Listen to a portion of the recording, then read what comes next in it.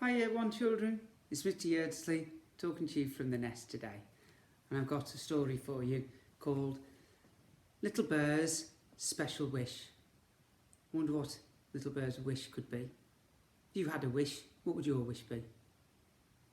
You see what she's looking at? Bit of a clue maybe. It's written by Gillian LaBelle and illustrated by Gabby Hansen. The sun was still in bed when Little Brown Bear crept out into the shadowy woods. I wish, he whispered. You're up early, Little Brown Bear, called Lippity Rabbit. What are you wishing for? It's my mum's birthday, said Little Brown Bear, and I wish I could find the most special present in the whole world for her. I'll help you, said Lippity Rabbit. So off they went along the winding path, little pools of moonlight dancing around their feet. In the middle of the woods was a big rock. Little Brown Bear sat down for a moment to think.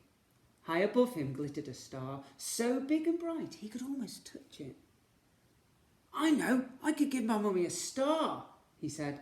That would be a very special present. Little Brown Bear gave a little jump, but he could not reach the star. He gave a very big jump, but still he could not reach the star. Then Little Brown Bear had an idea. I know, he said. If we climb to the very top of the hill, then we'll be able to reach the star. From the top of the hill, the stars looked even brighter and much nearer too. Little Brown Bear stretched up on his tiptoes, but the stars were still too far away. Then Little Brown Bear had a very good idea indeed. I think he's going to be able to reach the star.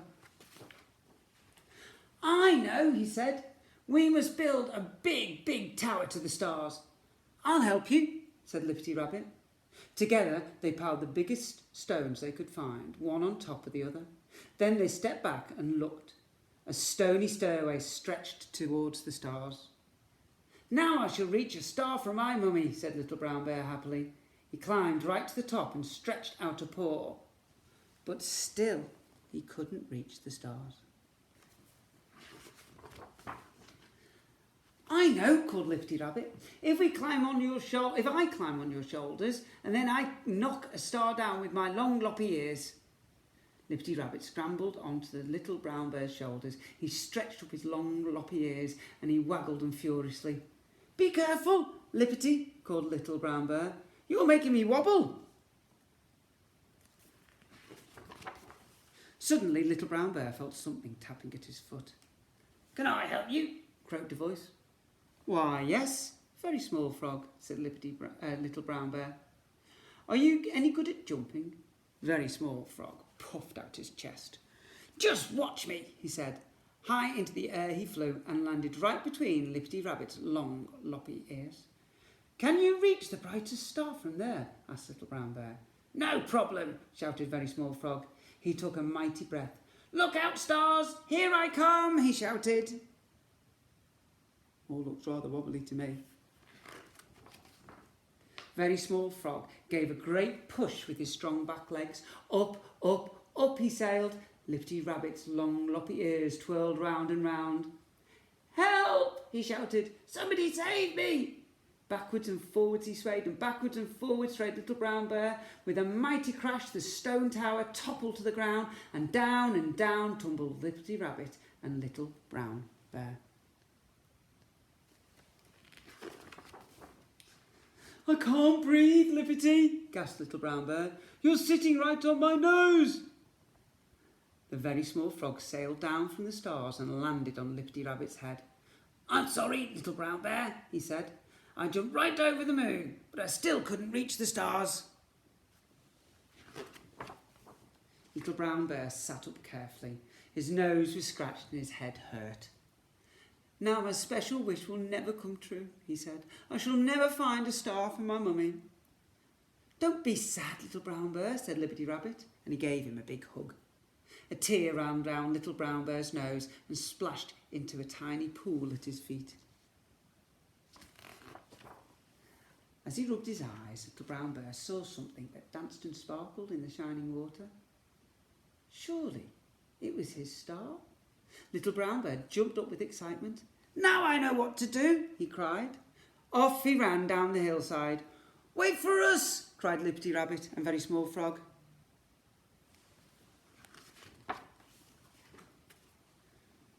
Through the ferny woods they ran, over the silver meadows until they reached the stream.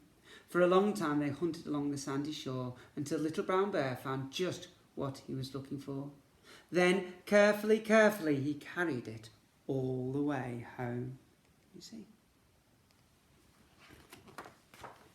"Happy birthday, Mummy!" he cried into his mother's lap. He placed a pearly shell that shone like a rainbow. There, in the heart of the shell, a tiny pool of water quivered, and in that pool a very special star shimmered and shook. The star that had made a little bird's birthday wish come true. Lippity Rabbit and Very Small Frog helped me find the shell, but I caught the star all by myself, said Little Brown Bear proudly. Mother Bear knelt down and gave him a big hug. "Thank you all very much," she said. "This is a very special birthday present indeed." I think the star's still up there because it was a reflection, wasn't it? I think whoever's taking care of you at home probably deserves a little treat. If you could wish them a special present, what would that be? Have a little think on that. Have a good weekend, folks.